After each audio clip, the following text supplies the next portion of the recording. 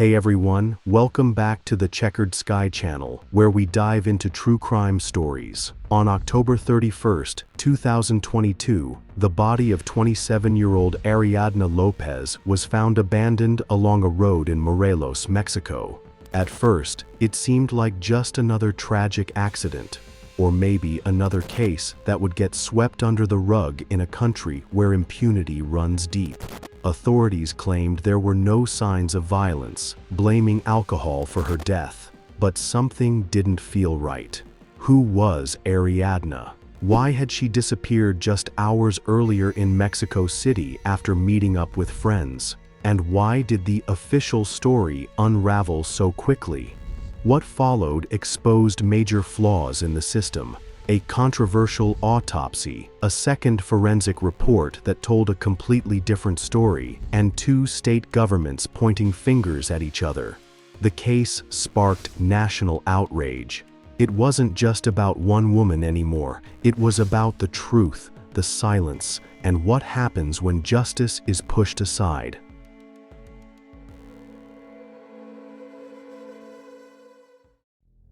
Ariadna Fernanda Lopez was 27 when she disappeared, and long before her tragic death, she had already experienced a life full of both dreams and struggles. She grew up in working-class neighborhoods in eastern Mexico City, the youngest of 5 siblings. Everyone called her Ari.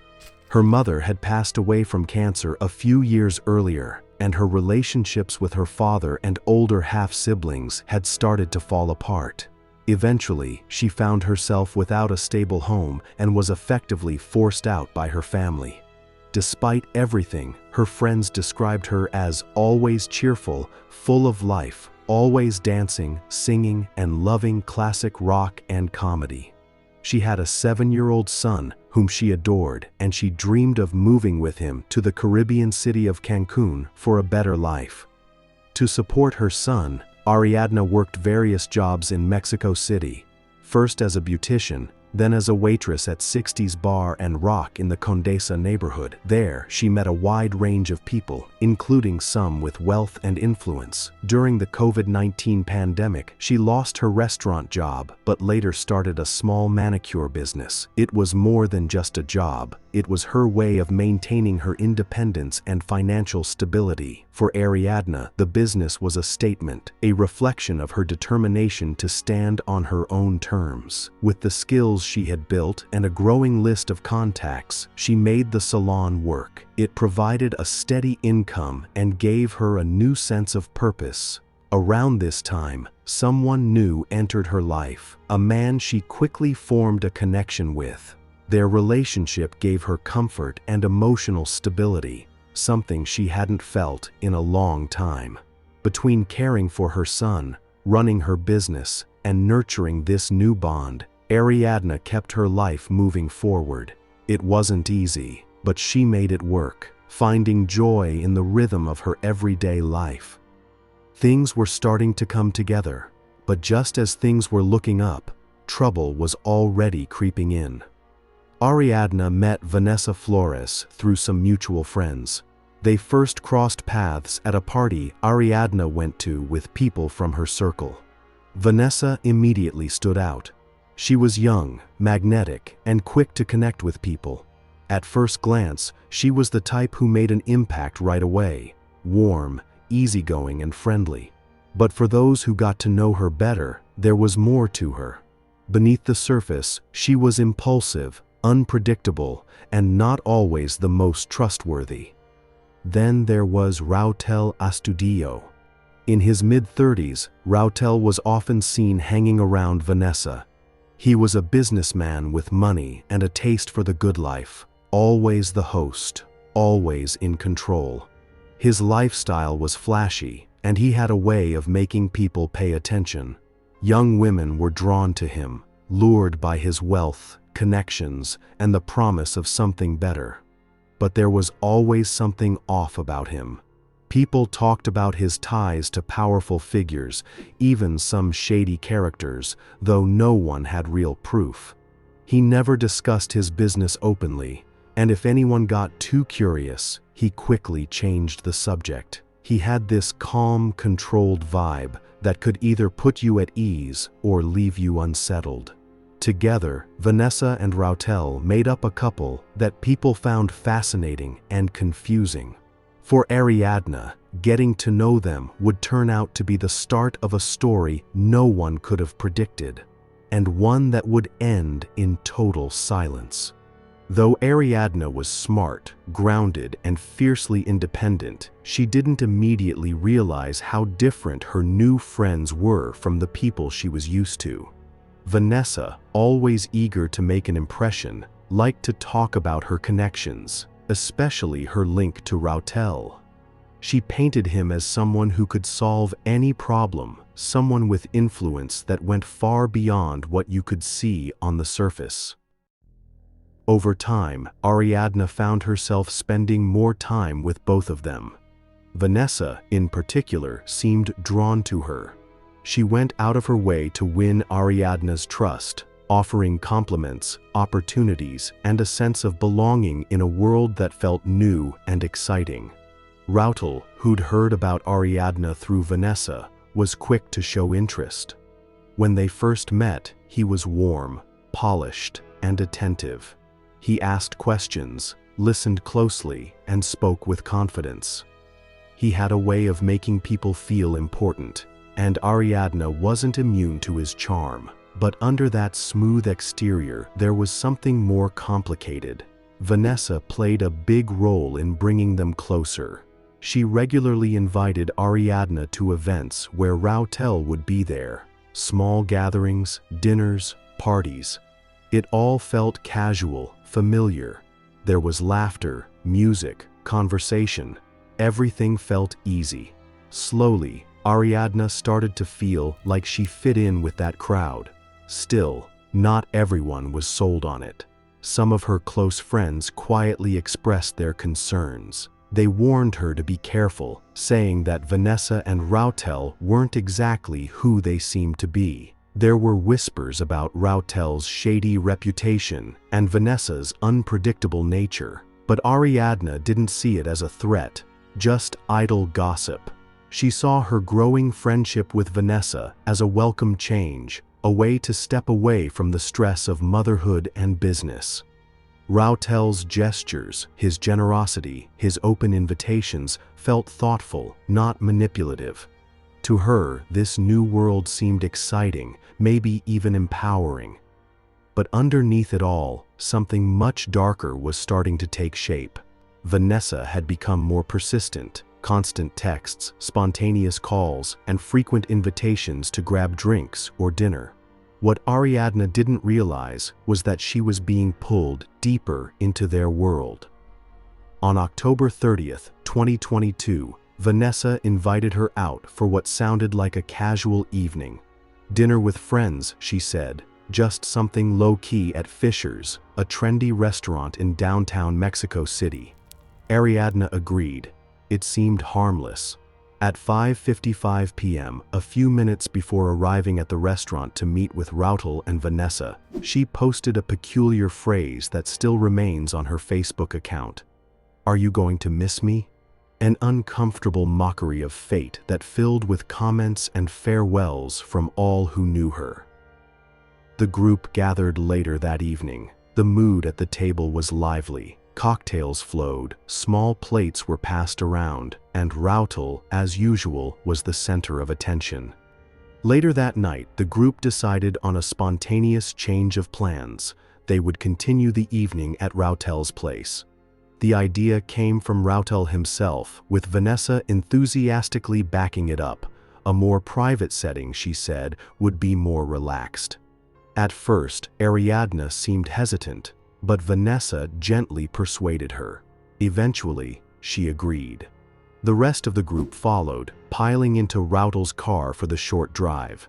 His apartment in the Roma Sur neighborhood was a reflection of his wealth, an upscale residence in a secure building equipped with high walls, controlled access, and surveillance cameras. Friends left the apartment half an hour later, around 7:45 p.m. 10 minutes later, at 7:55 p.m., Ariadne's last WhatsApp activity was recorded. Nearly 2 days later, on November 1st, 2022, news began to spread across Morelos. Two cyclists, out early on a rural road, came across something deeply disturbing: the body of a woman left on the side of the road. The location was remote, far from highways or neighborhoods, desolate, silent. She was fully clothed, but her clothes were torn and soiled. Bruises and dark marks covered her limbs and torso, clear signs that she had been through a violent struggle. The cyclists immediately contacted the police and took photos to document what they had found, hoping they might help with identification later. Officers arrived several hours later, quickly closing off the area. Tire tracks ran through the dirt. Drag marks suggested the body had been moved. Her injuries were obvious, but there were no stab wounds, no gunshots, nothing that would explain her death. No ID, no phone, no purse. She was a stranger, found in a forgotten place. For now, no one knew who she was.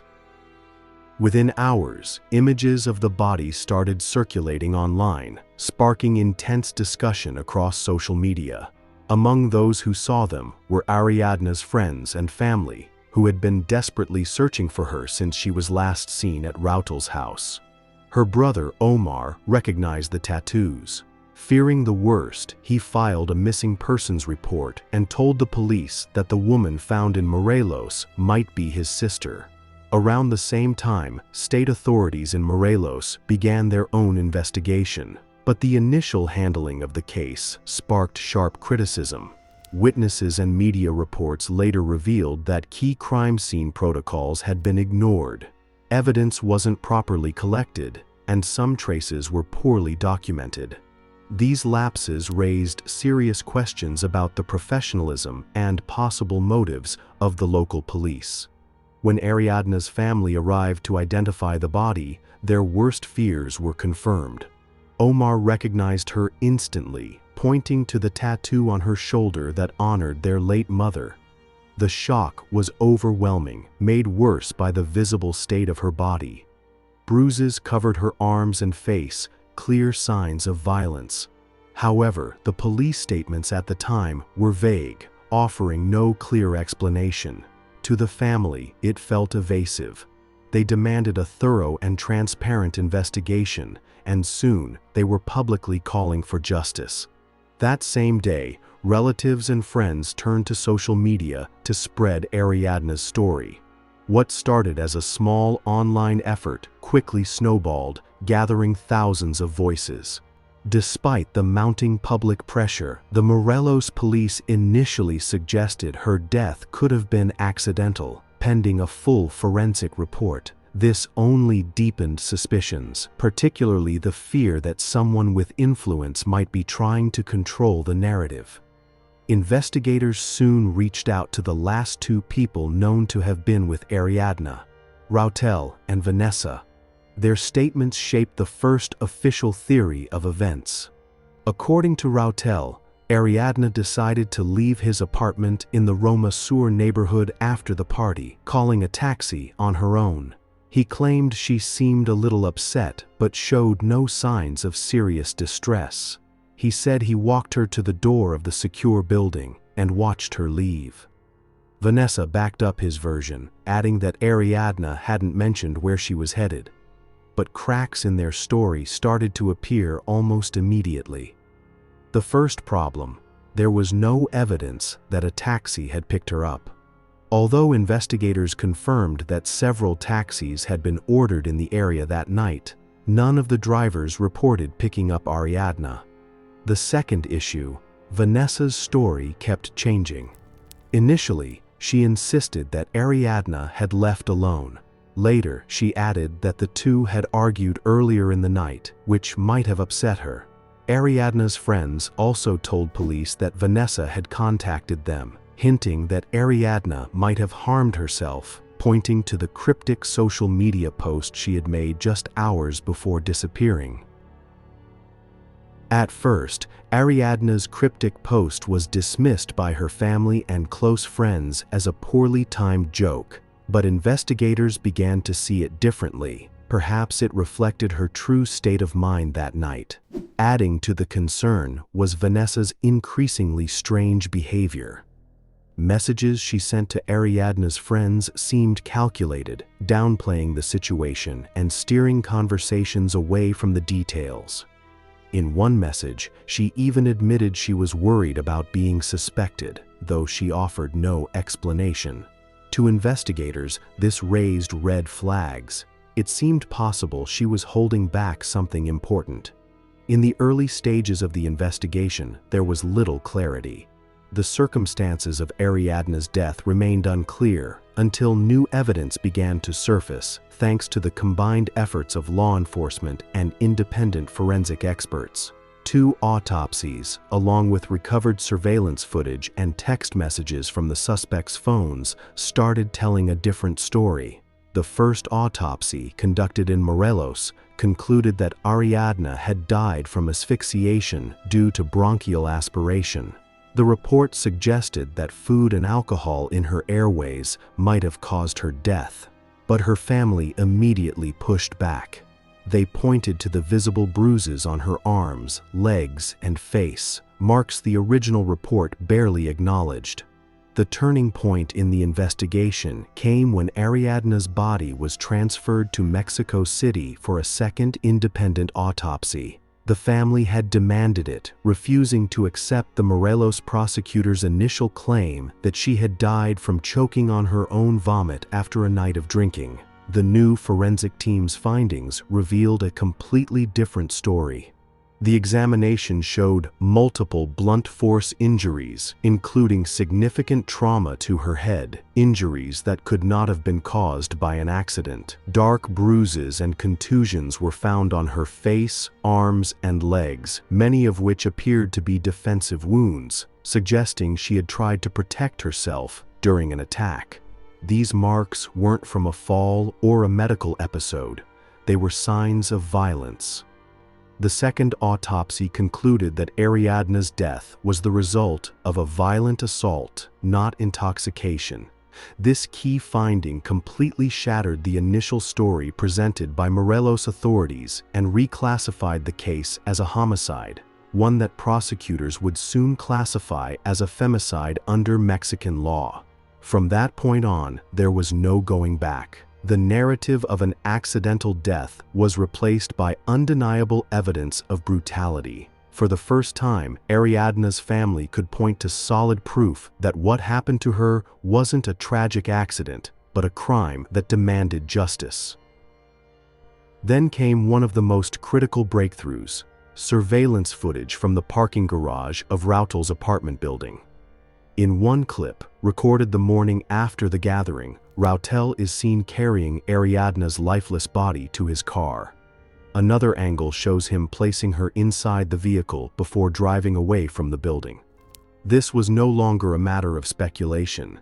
The investigation now had a visual timeline, one that would unravel the story Rautel and Vanessa had been telling from the start. The surveillance footage became a game changer, irrefutable proof connecting Rautel to the removal and concealment of Ariadne's body.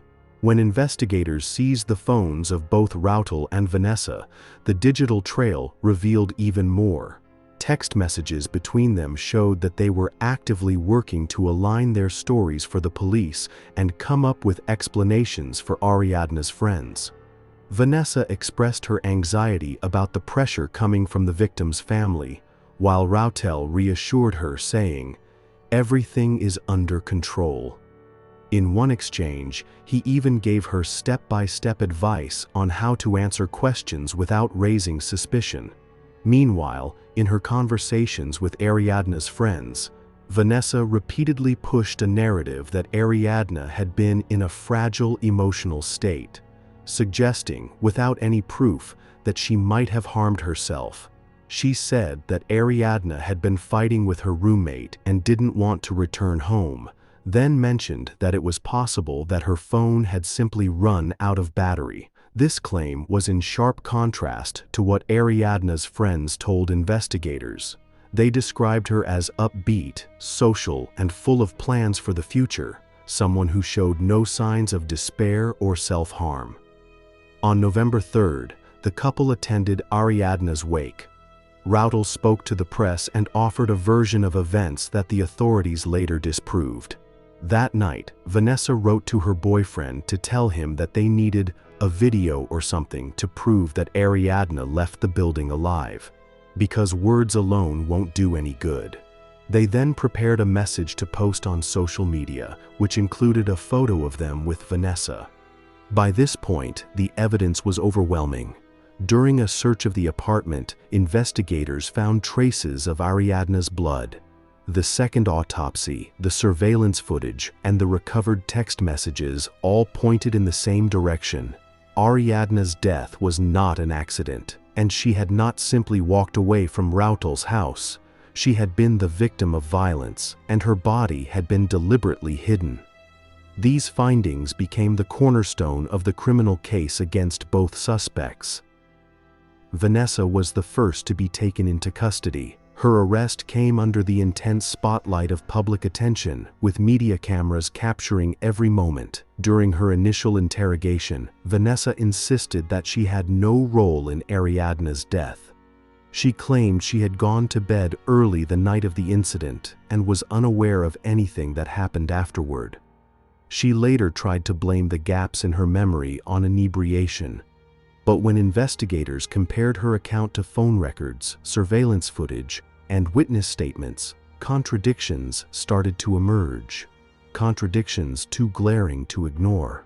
Phone records told a completely different story than the one Vanessa had been telling. Messages revealed that she was fully aware of what had happened that night and had been in contact with Routel about the details.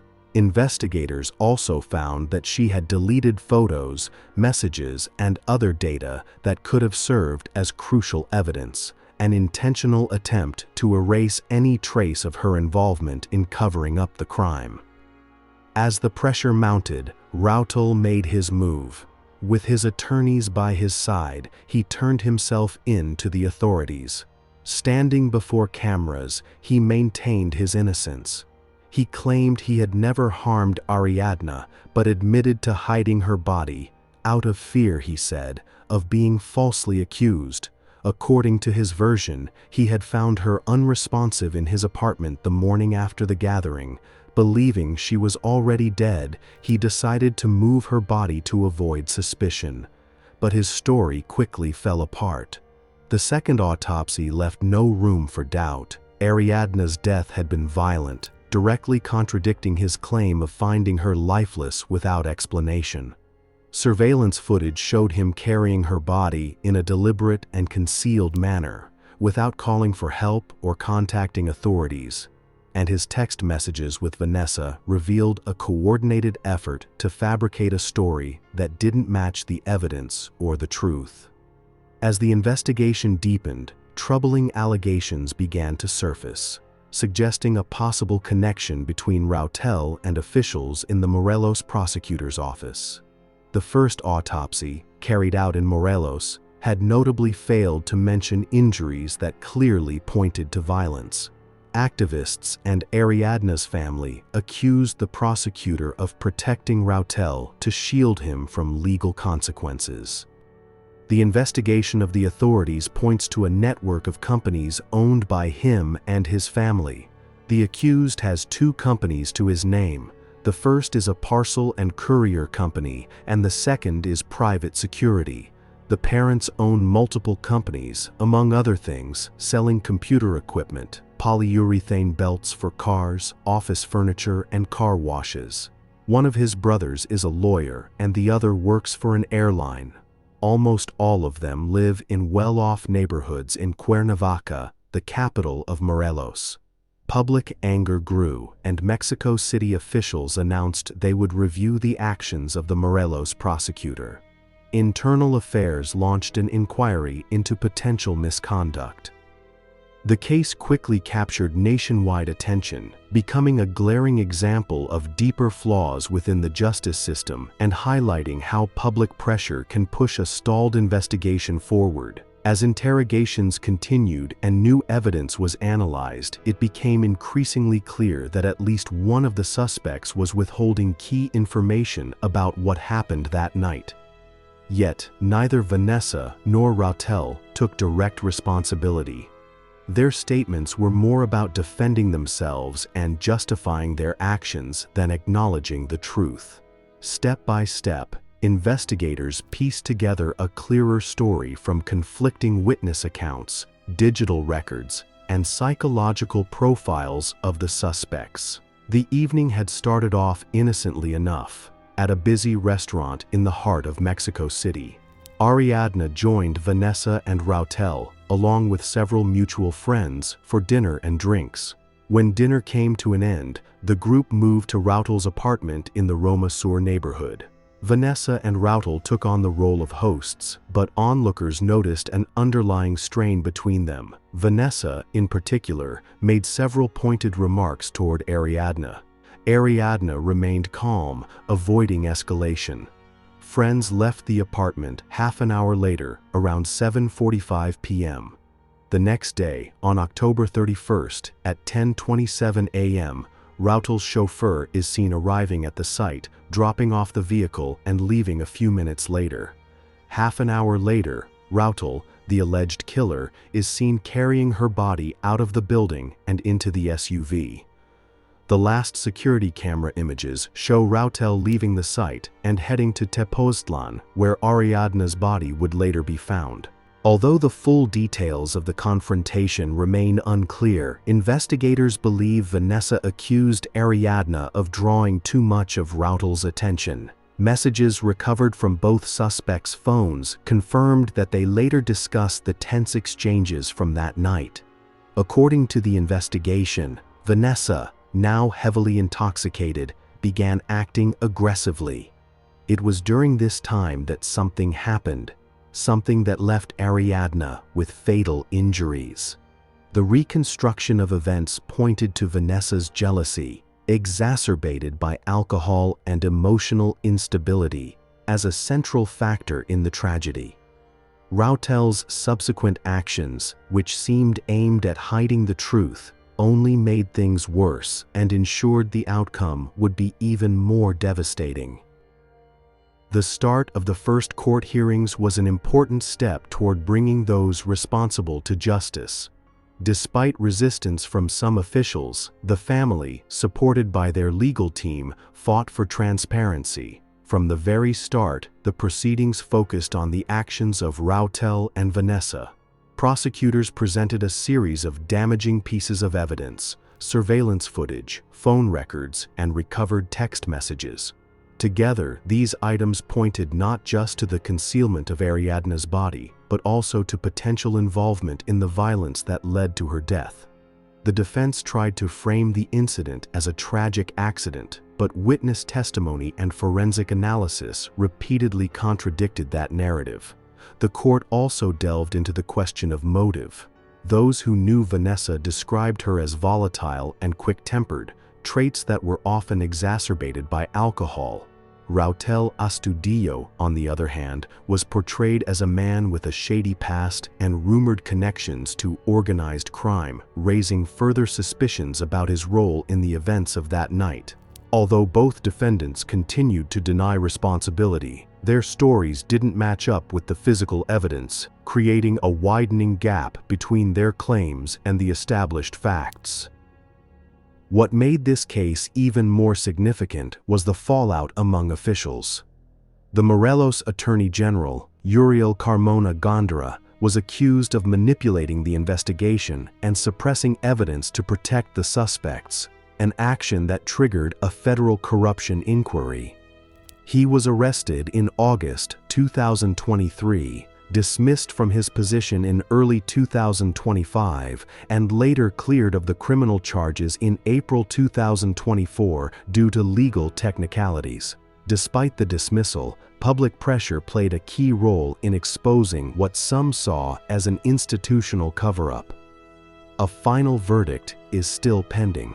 Prosecutors have filed charges that could classify Ariadna's killing as femicide, an offense recognized under Mexican law as an extreme form of gender-based violence. If the court confirms this classification and secures a conviction, both defendants could face up to 70 years in prison.